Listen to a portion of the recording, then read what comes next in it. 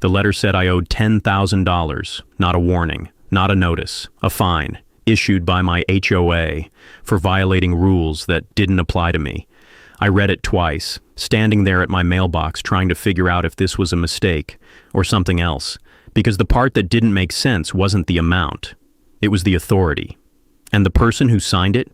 Elaine Mercer, HOA president, confident, precise, always certain she was right. The problem? She had no idea. I wasn't even part of her HOA. I moved into the property about 7 months earlier. It sat at the edge of the neighborhood where the perfectly aligned houses stopped and the land started to stretch out just a little further than planned. Most of the homes around me looked the same. Fresh paint, trimmed lawns, identical fences, everything following a clear set of rules. Mine didn't. My house was older, set back further, surrounded by trees that weren't planted for decoration. They had been there long before the neighborhood existed. That was the key difference, because my property didn't come from the same development as the others. It predated everything around it. Years before the subdivision was built, this land was part of a private estate. When developers eventually bought the surrounding acreage and turned it into a controlled community, they divided it carefully into HOA-governed lots, but they left one parcel untouched, mine, legally separate, individually registered, not tied to the HOA in any way, no dues, no rules, no oversight. It wasn't an assumption. It was documented, clear in the deed, recorded with the county, confirmed during purchase. Even my real estate agent had emphasized it. You're surrounded by HOA, he told me, but you're not in it. At the time, that sounded like a benefit, less restriction, more freedom. What I didn't realize was that someone inside that HOA wouldn't accept that. The first letter came about 3 weeks after I moved in. It was polite, professional, almost friendly, a reminder about landscaping compliance. I read it, checked my yard, and immediately understood the issue.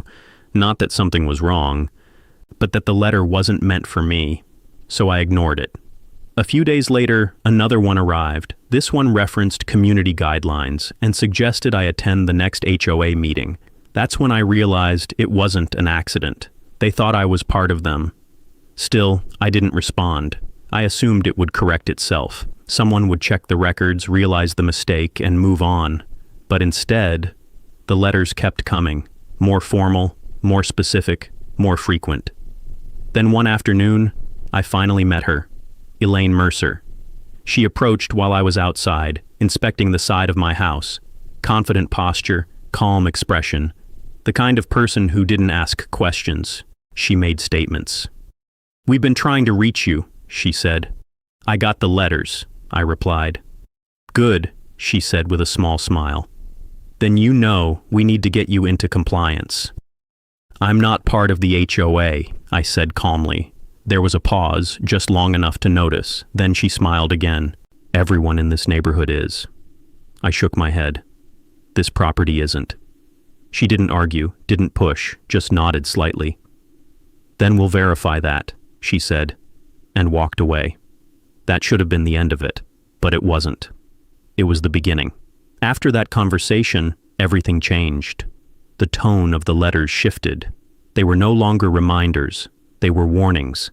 Then came the notices.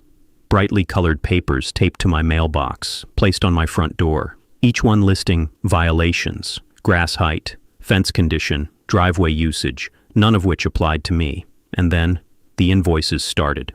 Printed documents listing outstanding HOA dues, followed by late fees, then penalties.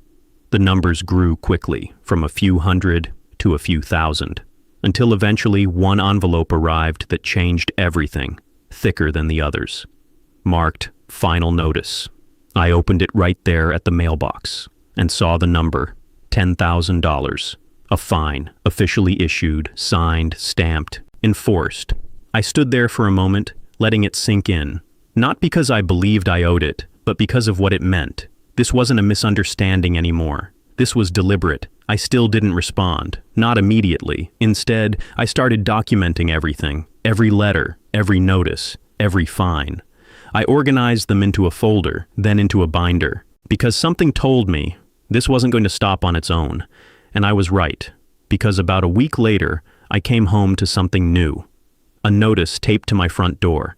Different format, different tone. Failure to pay may result in further enforcement actions. That phrase stood out.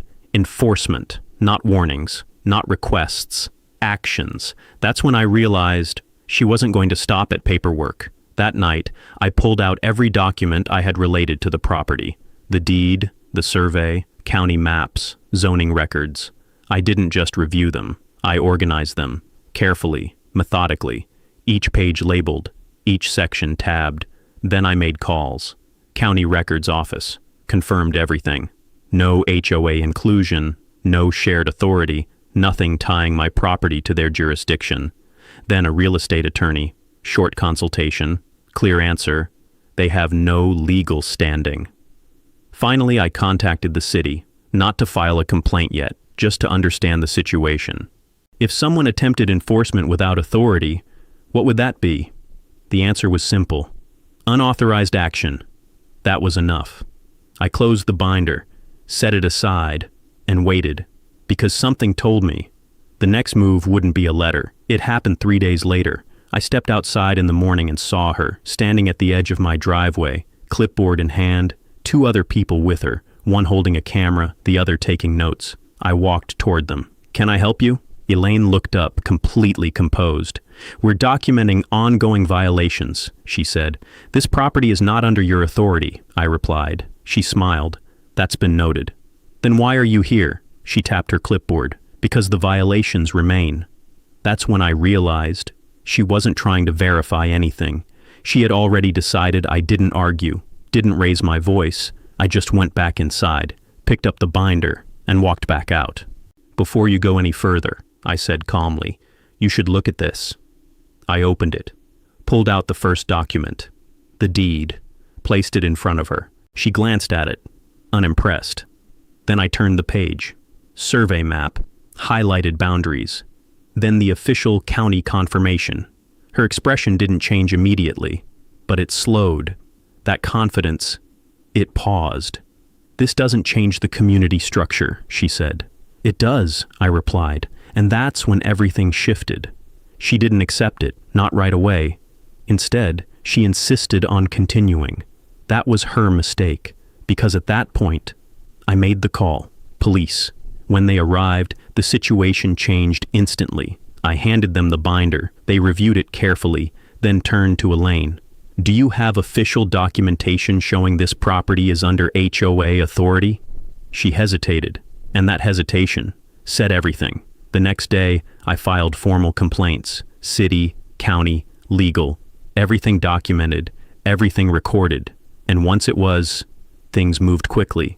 Because now it wasn't just a disagreement, it was a case. A week later there was a meeting, lawyers present, city officials observing. I didn't need to say much. The documents spoke for themselves. This property is not under HOA jurisdiction. That was the official statement. Final. A few days later, the fine disappeared, all records cleared. And Elaine? She wasn't HOA president anymore, not by choice. Just gone. I walked back to my mailbox one morning. No letters, no notices, no fines, just quiet. And for the first time since this started, everything made sense again. Because now, everyone understood what I'd known from the beginning. This property was never theirs to control.